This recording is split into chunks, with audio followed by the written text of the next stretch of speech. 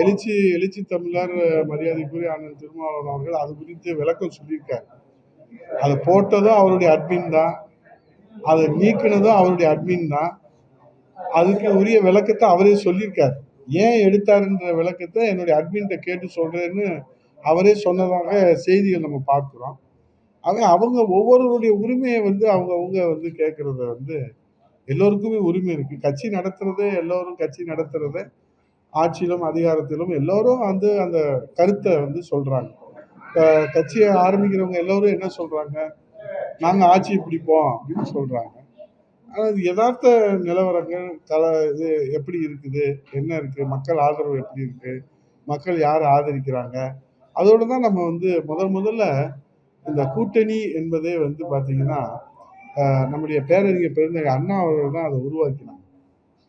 ஒவ்வொருத்தருடைய சக்தியும் நமக்கு பிரிந்து கிடைக்கிற சக்திகள் அது பயன்படாம மக்கள் சேவைக்கு பயன்படாம போயிடக்கூடாதுன்றதுக்காகத்தான் அன்றைக்கு ஒரு மெகா கூட்டணியை பேரறிஞர் அண்ணா உருவாக்கி இந்தியாவிலே ஒரு மாநில கட்சியினுடைய தலைமையில ஒரு ஆட்சி பொறுப்புக்கு வர முடியும். அதுக்கு முன்னாடி வரைக்கும் தேசிய கட்சிகள் தான் மத்தியிலும் ஆட்சியில் இருப்பாங்க, மாநிலத்திலும் ஆட்சியில் இருப்பாங்க. பேரறிஞர் பெருந்தகை அண்ணா அவர்கள் எடுத்த அந்த முயற்சி தான் இந்த தமிழ் சமுதாயத்துக்கு ஒரு விழிப்புணர்வை கொடுத்து ஒரு கூட்டு முயற்சியில ஒரு மாநில கட்சியினுடைய தலைமையில ஆட்சி அதிகாரத்தை மக்களுக்கு சேவை செய்வதற்கு இந்த மக்கள் தீர்ப்பு வழங்கினாங்க. ஆகவே அதிலிருந்து தான் அந்த கூட்டணி நம்ம பண்றோம். அதனால ஒவ்வொருத்தருக்கும் சொல்றதுக்கு கருத்து சுதந்திரத்துக்கு உரிமை இருக்குது. அது காலத்துக்கு ஏற்ற மாதிரி அவர்கள் அந்த உரிமையை அவர்கள் கொண்டு வருவதற்கும் சொல்வதற்கும் வெளிப்படுத்துவதற்கும் மக்களிடத்தில் கொண்டு போய் சேர்ப்பதற்கும் முழு சுதந்திரம் உரிமை இருக்கிறது. மத்திய அமைச்சர் நிர்மலா சீதாராமன் பேசவே இல்லை. எல்லா கட்சி தலைவர்களும் கண்டனம் தெரிவிச்சிருக்காங்க. ஒரு மூத்த ஒரு தொழிலதிபரை அவமதிச்சிருக்காங்க. அடுத்தடுத்து இப்போ அண்ணா ஒரு விளக்கம் கொடுத்துருக்காங்க. நாங்கள் கூட முடிச்சுக்கிறோம், தயவு செய்து யாரும் பேசுவாங்க அப்படின்னு. இல்லை, எங்க மூத்த தலைவர் முன்னாள் அமைச்சர் ஜெயக்குமார் இது குறித்து தெளிவான விளக்கம் கொடுத்து அனைத்து ஊடகங்களிலும் வந்திருக்கிறாரு. இப்போ ஒரு ஆய்வு கூட்டத்தில் இது மாதிரி அவங்க தங்களுடைய கருத்துக்களை பதிவு செய்யறதும் அது குறித்து விளக்கம் சொல்றதும் அது முறையா இருக்கணும் அப்படின்றது எல்லாருடைய எதிர்பார்ப்பு. அது எப்படி நடந்துச்சு, அதுக்குரிய விவரம் என்ன என்பதை எங்களுடைய ஜெயக்குமார் முன்னாள் அமைச்சர் அவர்கள் சொன்னதைத்தான் நாங்களும். ஒரு அனுபவம் வாய்ந்த அரசியல்வாதியா ஒரு எதிர்கட்சி இதே ஒரு ஸ்டாண்டர்டோட திருமாவளவன் உங்கள்கிட்ட வந்தா நீங்க கூட்டணி சேர்க்கிறீங்களா? ஆச்சரிய அதிகாரத்தை அதிமுக திருமாவளவனுக்கு முக்கியத்துவம் கொடுக்க வாய்ப்பு இருக்கா?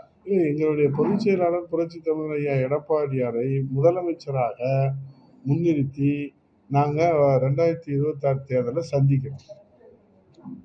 புரட்சி தமிழர் எடப்பாடி அவருடைய செய்த சேவைகள், திட்டங்கள், 11 அரசு மருத்துவக் கல்லூரி, குடிமராமத்து திட்டம், 7.5% இடஒதுக்கீடு, இதெல்லாம் சாதனைகளை சொல்லி, அம்மாவுடைய சாதனைகளை சொல்லி, புரட்சி தலைவருடைய சாதனை சொல்லி, 52 ஆண்டு கால அண்ணா திராவிட முன்னேற்ற கழகத்துடைய சாதனைகளை சொல்லி தான் மக்களை சந்திக்கிறோம்.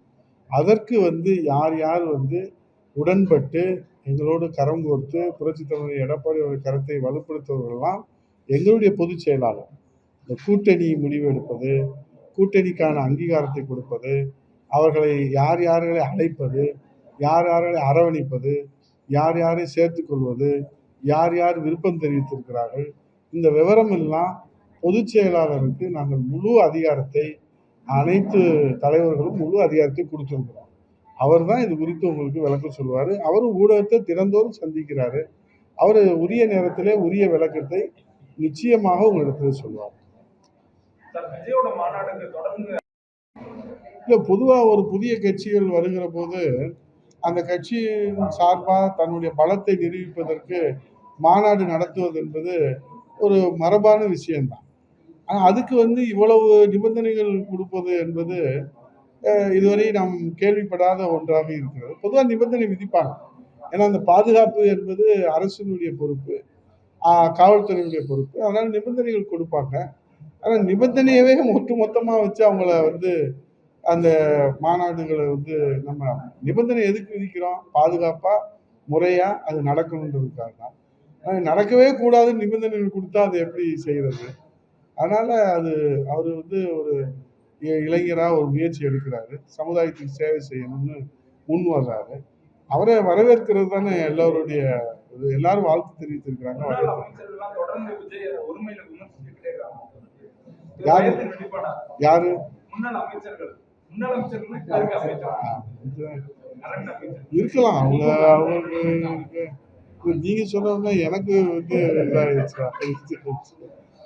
அதனால இல்ல, ஒரு ஒரு புதிய சக்திகள் வருகிற போது அதை அதை எப்படி அணுக வேண்டும் என்பது அவங்க தலைமை சொல்லியிருக்கிறத அவங்க செய்கிறாங்க. அவங்க தலைமை என்ன சொல்லியிருக்கிறாங்க அதான் செய்வாங்க. தலைமையிட்ட உத்தரவு கேட்காம, அனுமதி கேட்காம அமைச்சர்கள்லாம் அப்படி பேச மாட்டாங்க. ஆக தலைமை என்ன நினைக்கிறதோ அதை வெளிப்படுத்துறாங்க. இவங்க பேச வேண்டியதை அவங்க பேசுறாங்க. முதலமைச்சர் பேச வேண்டியதை அவங்க பேசுறாங்க. விளையாட்டுத்துறை அமைச்சர் பேச வேண்டியதை அவங்க பேசுறாங்க. அது தனிப்பட்ட அமைச்சர் சொல்ற கருத்து தனிப்பட்ட கருத்தை எடுத்துக்க முடியாது. அது ஒரு கட்சியின் கருத்து. அந்த அமைச்சரினுடைய கருத்தாத்தான், ஆட்சியாளருடைய கருத்தாத்தான் நம்ம ஏற்றுக்க முடியும். அப்ப அவங்க சொல்ற கருத்துல இருந்து வெட்ட வெளிச்சமா தெரியுது அவர் வர்றதை விரும்பலன்றது. உங்க தொகுதிக்கு உட்பட்ட திருமணத்துல இப்ப 2 நாளைக்கு முன்னாடி திமுக மீட்டிங் நடந்தாங்க. பிரியாணி சாப்பிட்ட எல்லாருமே மயக்கம், 100க்கும் மேற்பட்டவர்கள் பல்வேறு மருத்துவமனையில சிகிச்சையில் இருக்காங்க. அதான் அந்த திமுக கூட்டத்தில் கொடுக்கப்பட்ட அந்த உணவு வந்து கெட்டுப்போன உணவா இருக்குது. பொதுவாக இந்த மாதிரி விழாக்கள் நடத்துகிற போது உணவு வழங்கும் போது மிகவும் கவனத்தோட நம்ம கையாளணும். அம்மா உணவகம் நடத்தியிருக்கிறோம், அம்மா கிச்சன் நடத்தியிருக்கிறோம். நீங்களெல்லாம் கூட எங்களை பாராட்டியிருக்கிறீங்க. 150 நாள் 5 வேளை 3500 பேர் வரைக்கும் கொடுத்துருக்கிறோம். அது கவனத்தோட அக்கறையோட நம்ம அதை செய்யணும்.